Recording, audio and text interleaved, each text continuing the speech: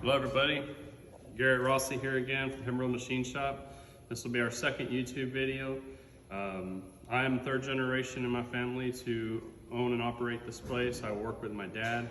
Still, my grandfather has passed away, but he's still here with us and we still keep working. So what I'm gonna do today is I'm gonna show some of you new guys who maybe don't know, who haven't been taught, maybe you've been struggling with this. I'm going to teach you how to saddle pipe, how to measure pipe, how to make sure your saddles are straight with each other and not crooked. Maybe you didn't have someone to teach you, you're just getting into this, you don't know, and that's why I'm here. I'm not here to teach people how to weld. There's a million YouTube pages for that. But I feel like there aren't a whole lot for just basic fabrication to help the new guys up and coming. So that's what I'm here to do. Keep in mind, if you watched my first video, you already know, keep your comments respectful or I'll get rid of you. I'm here to teach people who want to learn something. If you already know, then there's no need to comment, okay? This is for people just starting out. Okay, here I have some 3-inch pipe. It's just a drop piece that we have I thought I'd use today. When I saddle pipe, obviously it's nice to have pipe stands. We've got one pipe stand that has rollers on it. That really helps. I'm gonna be building another one of these so that I can have back here so that they roll better, because when I roll this, it wants to ride up on this one. So I kind of have to do it, turn it further back here and make sure that it doesn't ride up these plates, which is fine. It's still better than having 2 of these. But it's nice to have rollers, okay? So this is a 3-inch pipe, like I said. Today I'm gonna be showing you how to measure and cut saddles. Any welder knows that you're gonna be saddling pipe from time to time. It's something that I'm really good at. I've had a lot of experience with it. I might not do it like you do it, but this is my way, okay? I'm not here to try to convince y'all my way is the best, just showing you how I go about doing it. These are really great, okay? We have, as you can see here, we've got from 1-inch pipe to 6-inch pipe. There's good things about them and bad things about them. You know, sometimes these springs will wear out. Sometimes you drop them and they'll bend and they're not round anymore. But when they're good, they're good. You know, you just open them, they're hinged, they clamp, they close on your pipe. This is the one for 3-inch, all right? I'm also, after this, gonna be showing y'all how to make your own. It's always good to have as many of these as you can. You know, we have a refrigerator over there full of stuff, you know, cardboard cutouts of these from 4-inch to 2-inch to 4-inch to all kinds of crazy angles. So anytime you cut a new angle in a pipe that maybe you've never done before and you might need it again, make you one of these out of cardboard, and I'm going to show you how to do that. But today, I'm just going to show you the basics here. People always ask me, how do you go about getting them straight? Okay, and the answer to that's simple. Get you one of these, all right? This one's old. As you can see, the level's been Gorilla Glued back in there several times because it always falls out. This triangle sits on the pipe, and this punch goes down to the pipe. All you do is turn it. It's kind of dark, but right there's level, okay? So I'm just gonna punch it.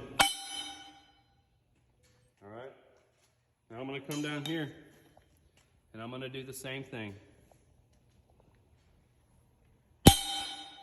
Now, you can get away with just one punch. I like to do 2. So I'm gonna move back about 4 inches and do another one. Don't hit it hard, you're just trying to mark it. You're not trying to move your pipe. If you move your pipe, then your cuts will be crooked. All right. So after doing that, I'm gonna take my straight edge. I'm gonna mark them. Okay. Got that one and I've got this one. All right. Those are perfectly in line with each other. So you can work from the hinge side, or you can work from this side. I like to work from this side. So I'm gonna put this on it. And as you can see, this cut's not a great cut. It's just a drop piece. So I'm gonna take the points of my template here back about 1/4 inch where I have good pipe to cut. Now if you notice, my line is in the center of that gap. Okay, so I'm just gonna take it and run my chalk all the way down. I don't even need to look at it. I can just feel it and work my way up.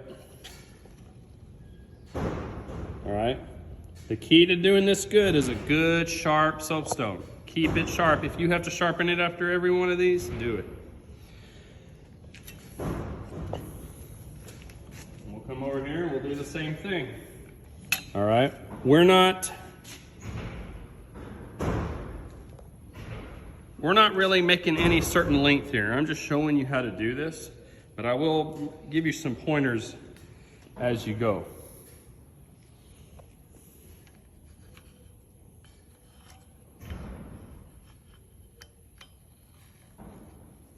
All right, now, if I was making this, say that this had to be,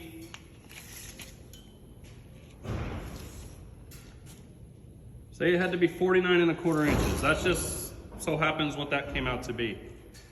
I would not mark both of these and then cut them. It's not gonna come out right.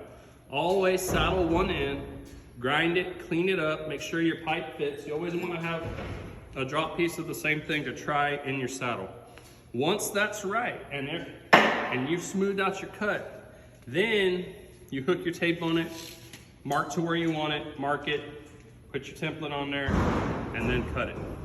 Because if you keep this jagged from your cut, if you don't grind that up and your tape hooks on a piece of something sticking out, that's gonna change your measurement and it's not gonna be what you want it to be. So always cut your one, clean it up, then measure to the measurement you want, mark it, and do it. All right, now there's things you gotta keep in mind when it comes to cutting saddles, or anything, when you're using a cutting torch. So, the cutting torch, there's on the line. You notice that line is in the center of my tip. There's outside of the line, on the line, and inside of the line. Inside of the line is always the side that you're on. So if I was over here on the outside, this would be the inside of the line. On the line, outside of the line. All right? But this is the way we're working. So you never want to start cutting right on your line.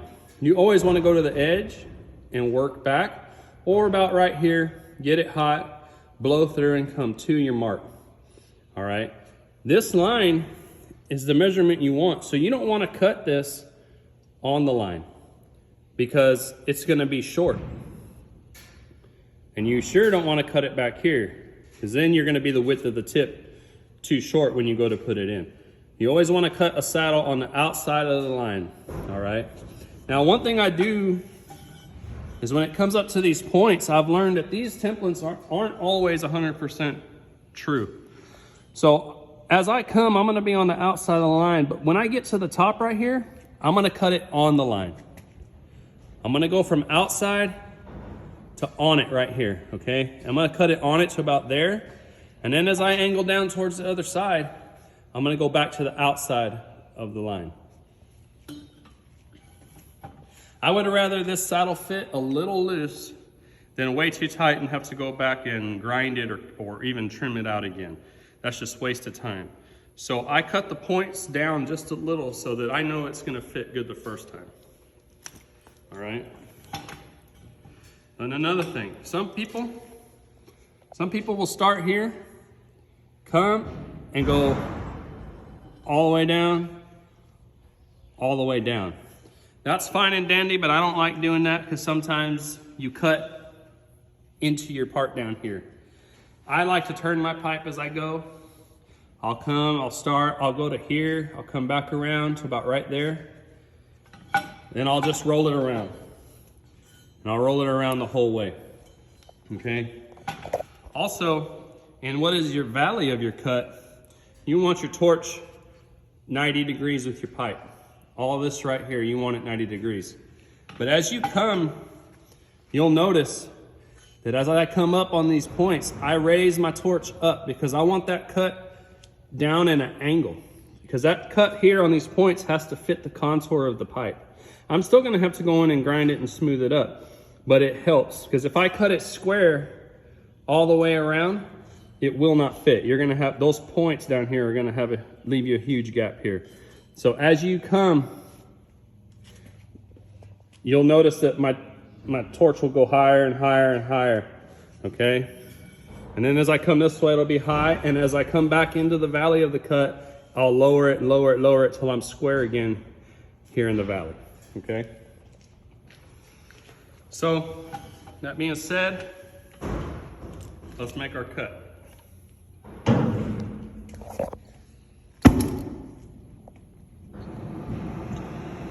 You don't need a whole lot of heat doing this. I do have a number 2 tip in here. That's just what I have. Now, y'all might not know, but y'all see that feather right there? That's a sign that I don't have enough oxygen going to it. You want to adjust it to right there. Hit it. See it still doing it? Keep adjusting it so when you hit the air, you don't have that feather. All right?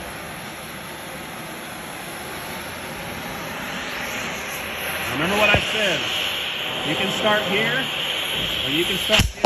Oh, I got too close. I'm going to start on the edge and come back to my line.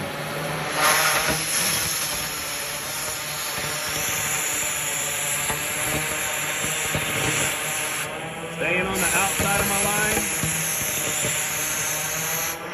Okay, I'm going to roll it.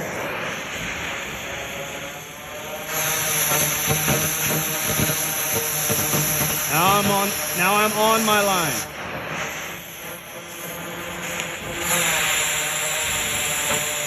My torch is in a steep angle now.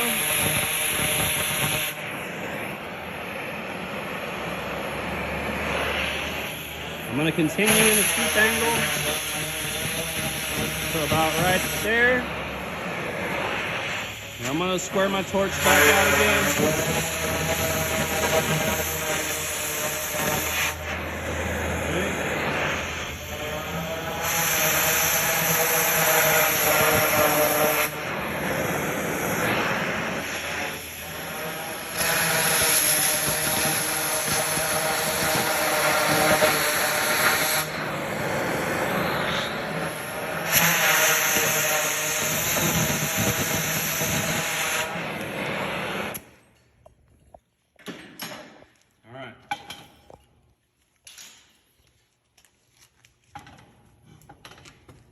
I always take my pipe and just kind of do that a little bit. Try to knock some of that off.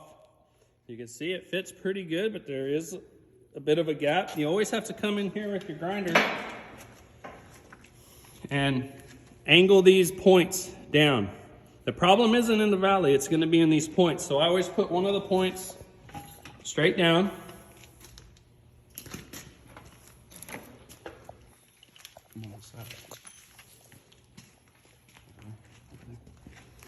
And I'm gonna, I have to grind these points right here, okay? So I want my angle on my grinder on about that angle. And I'm gonna go from about there to there.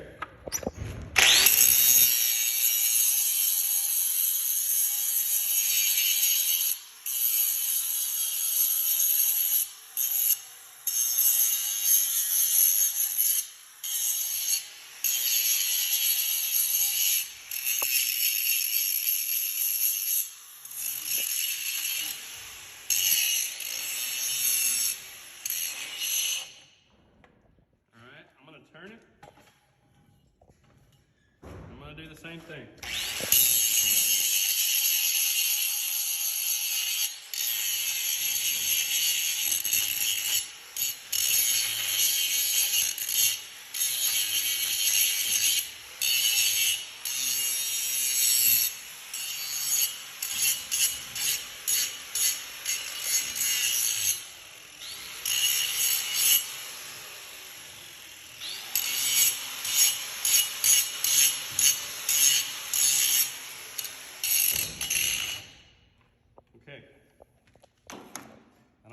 so far away like I was gonna hurt her.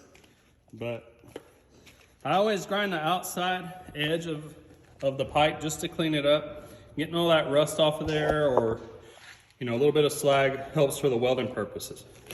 Now, as you can see on our points now, we have an angle heading that way, and that's gonna fit the contour of this pipe. So if I raise my pipe back up, set it in there, you'll see up here we have no gap anymore.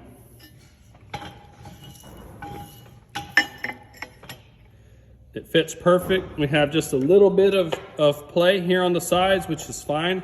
That's the way I like them.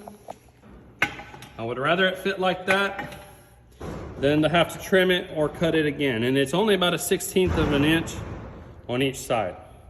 But it fits, because remember, your measurement's always to the valley. Your measurement is not out here.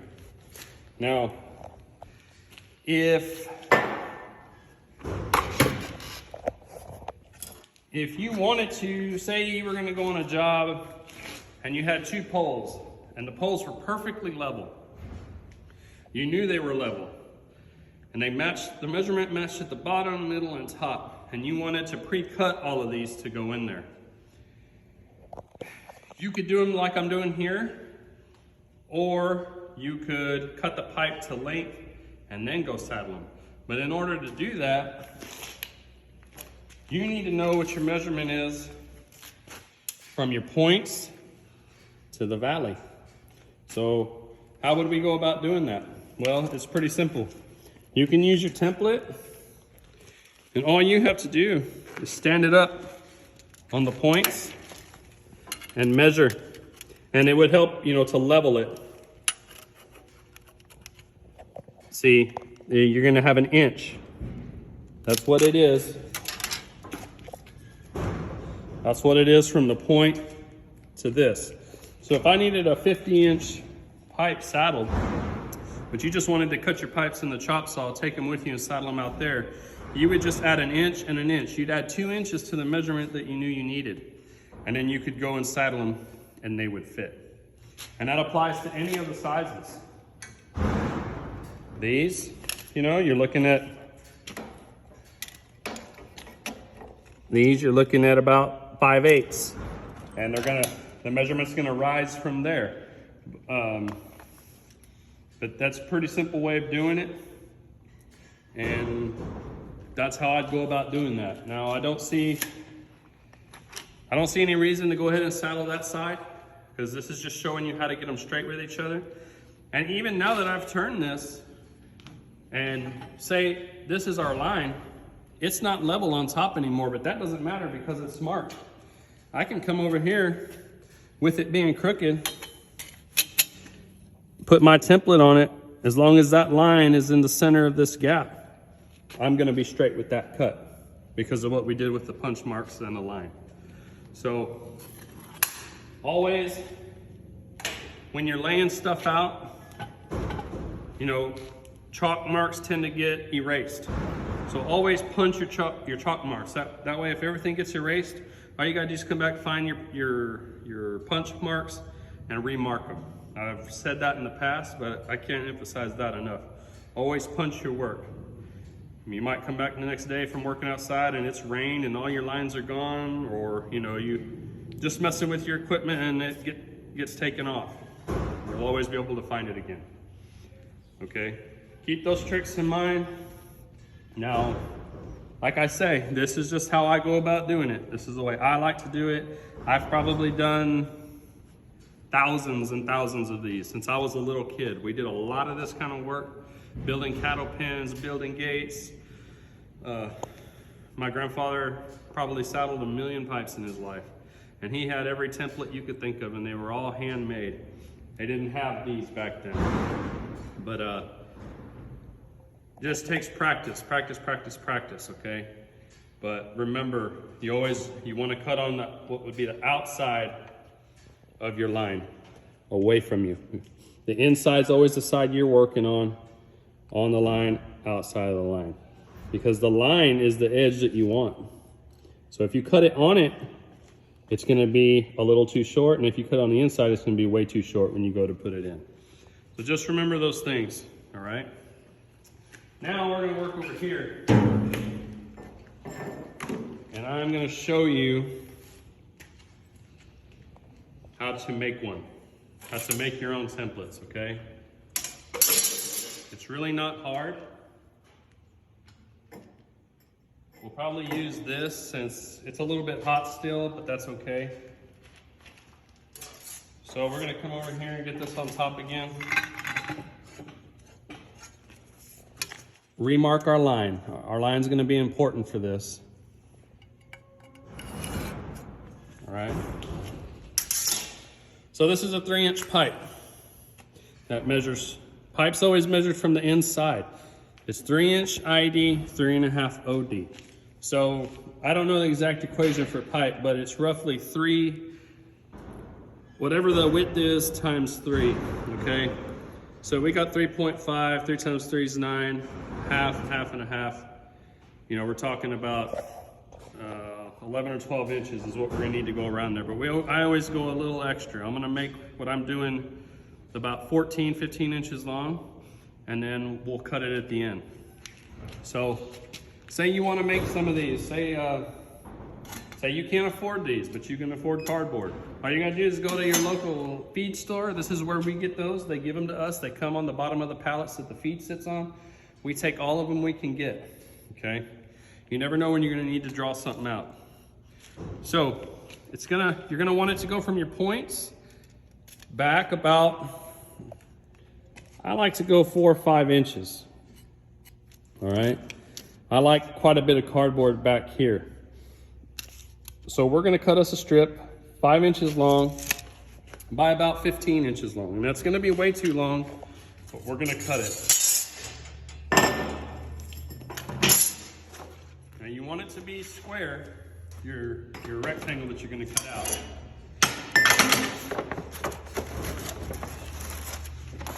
Okay.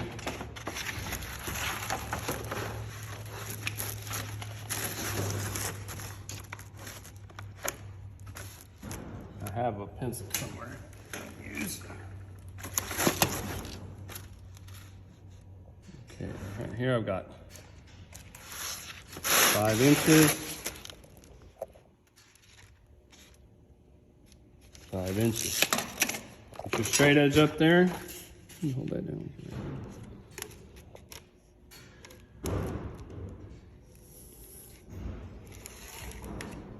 Okay.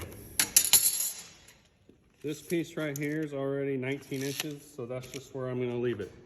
I'll be right back.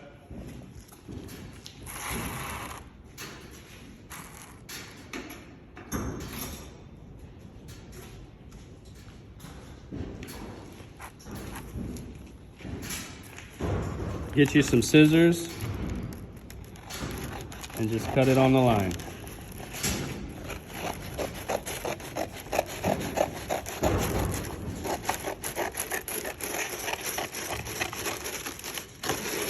All right. Now you're going to come over here and you're going to wrap this around and be sure that it comes to your line right there. See right here, I'm not on my point.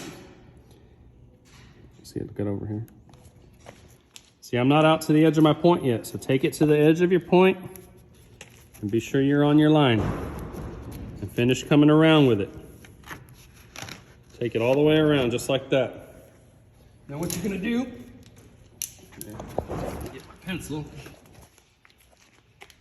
where it meets the line, you're gonna mark it. I can't see the other side, so I'm gonna put my straight edge over it, line it up with this line. And that's where we're gonna cut it. All right? I cut that right there. Let that fall. Come and put it back on. Matches the line perfectly. I take it out to the ends of my points. And then with your pencil, you're just gonna go in and mark it.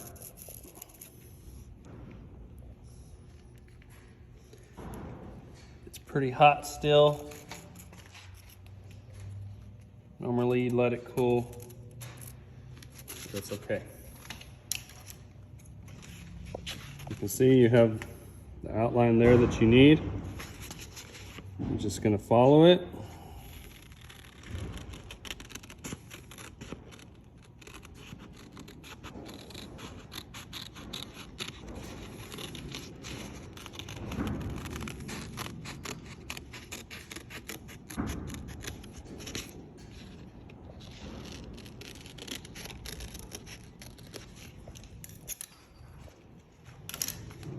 And there you have a template to mark saddles.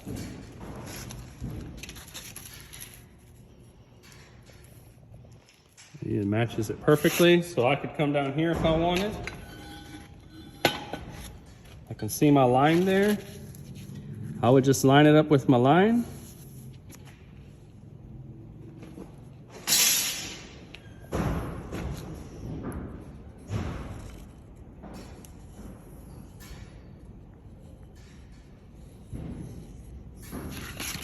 And there I have it. Same thing as I had with the metal ones. So you can always do that. These, what I was going to say about these versus these, you know, these are obviously metal. They take up a lot of room in your boxes. They're great to have, but they're big and bulky. With these, you could have 100 of them stacked on top of each other in your box like that, okay? They don't take up any room. You just have to be careful. You know, they are paper. But on each one, I would just take a pen or pencil and write 3-inch. Okay? That way you know automatically this is for 3-inch. Now, if I was saddling 3-inch pipe into 4-inch pipe, I would put 3-inch into 4-inch. That would tell me that this would go on a 3-inch pipe, but the saddle itself would fit a 4-inch. And all that would do is just lower, the bigger the pipe, the lower your points are, okay? But I always have a lot of these. If ever I do a mitered cut that I've never done before, I make one of these for it and we put it up. Because you never know when you might need it. You might not use it for 10 years, but then again, you just might, okay? So, I think I covered everything I wanted to cover on this. Go to your local feed store if there is one. Go anywhere you can get this cardboard. It comes in really handy. You can make patterns of all kinds with it, and it's just good to have, okay? Now the other thing that I wanted to show y'all today is this. I get a lot of questions on how to cut a piece of metal off of another piece of metal without ruining the base plate or the base metal with what you need. So there's a lot of ways to gouge in the world today. We still use a gouging tip on a cutting torch. I know there's better, nicer, cleaner ways of doing it probably, but this is still how we go about doing it. Every welder, in my opinion, needs a gouging tip. They have them from tip sizes 1 to 3 or 4 even. We have up to 3. That's plenty. Okay. So I did weld this on here pretty good. It's not a whole lot of weld and it's not a little bit of weld either, okay? So you don't want to use a regular straight tip. Now, that being said, can it be done with a regular straight tip? Absolutely. In the hands of somebody that knows how, yes, you can. All right, but I'm going to show you why you're better off with a gouging tip. So, take this pipe for instance, and I want to gouge something off of here. With this straight tip, because of the nut, look how far away I am from the pipe. And if I angle it in to try to shave that metal off, where am I going to cut? Well, I'm going to cut into my pipe or into my base plate that I want to save. Okay, whereas with a gouging tip, it's bent. So I can put it up against the metal and shave straight down without touching this. Or if I do touch it, it's just very little. Okay, and when you're cutting something like this, I don't like to go in and just gouge the weld out, because if the welder put a good root pass in, that weld has gone past the corner of the two materials and into it. So you're gonna wind up cutting this. So what I like to do is come and cut this off straight in front of the weld, leaving the weld there. The plate will fall. Then I will take my gouging tip, start on the edge, and I'm gonna roll that tip in till I see the separation between this and this, okay? And I'll shave that down all the way, starting on the outside, rolling in till I see it open. And I'll go across, shaving that off, not touching this. And then I'll take the weld down also and then grind it smooth. So I'm gonna go ahead, since I have the straight tip on, I'm going to just cut this off right in front of the weld and show you exactly what I mean.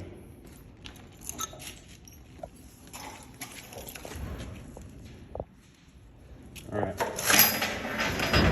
I'm gonna work this way.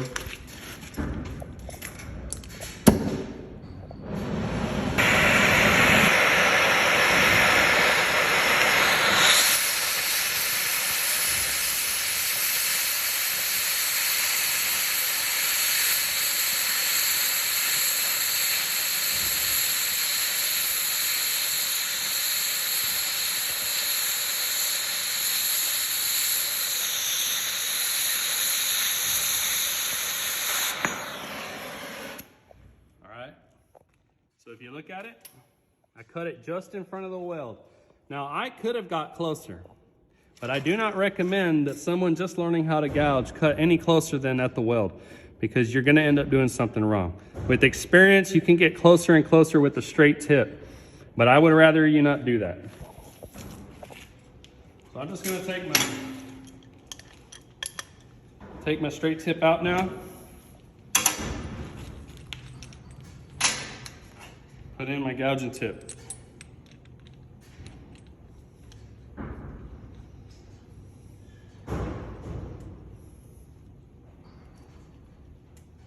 Okay. Is that the dark one?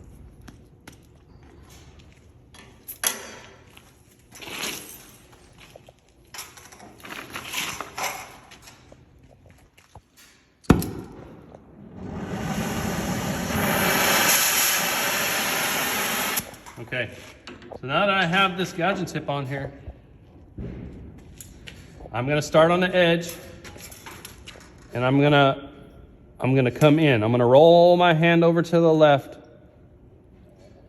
until I get it where I want it. You're gonna see that metal open up.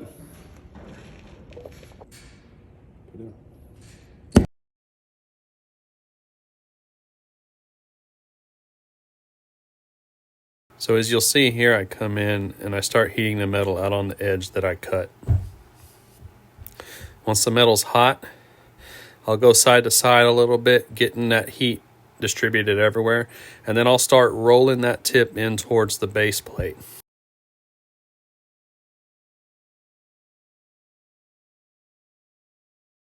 Once I get a little closer, I'll roll it even more, and you'll see the separation there. That's me going through the piece that I cut, and that's the base plate in the back.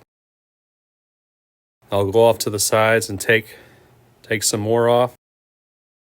It'll open up a little more, but then when it quits opening up, that's your weld. So that will never open. You want to just take that down close to the base plate. Once I get a piece done, I'll move down and do it again. You'll see me roll that tip, and you'll see it separate from the base plate.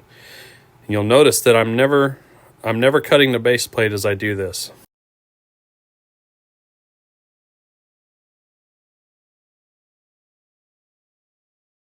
You just keep doing the same process all the way down, little by little.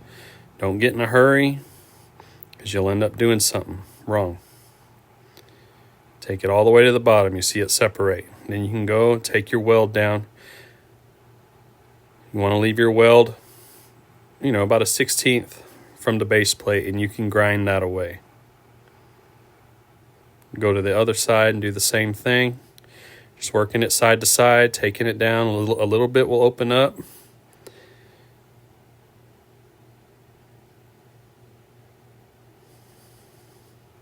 Then I'll just take the weld away again.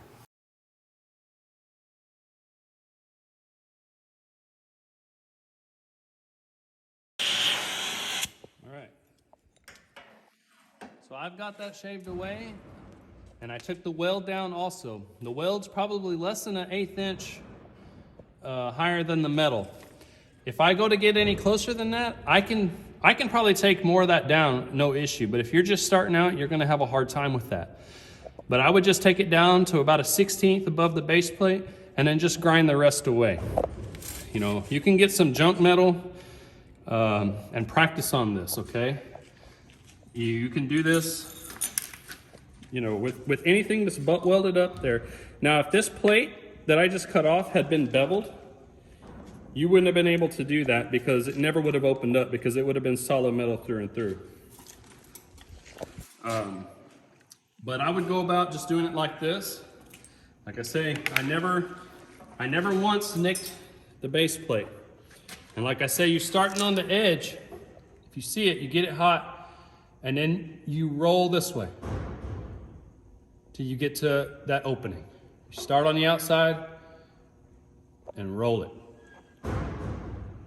Roll it. And then when you get there, you can go side to side, getting rid of the rest of it. Okay? And as you do an area, you drop down, hit your other edge, and roll it all the way down. And that's how you go about doing that. I don't recommend gouging the actual weld out itself, because you're gonna cut into your plate. Cut it off in front, and then do like I did. That's the best way I found. That's the way I was taught. That's the way my dad was taught, and it just works.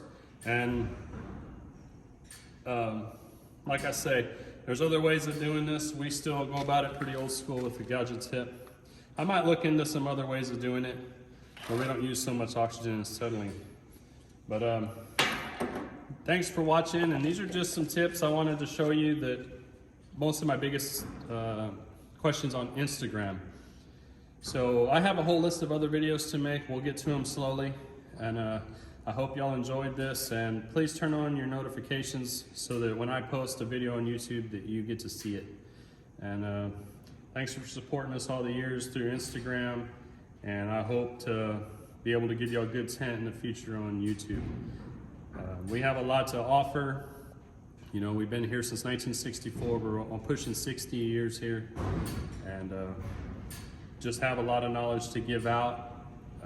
We do things pretty old school still, even though we did move up and get a CNC machine, and you know, we're moving up little by little, but we've always been known for pretty old school ways of doing things. And you know, there's a lot of stuff we know that I want to share with y'all who want to learn.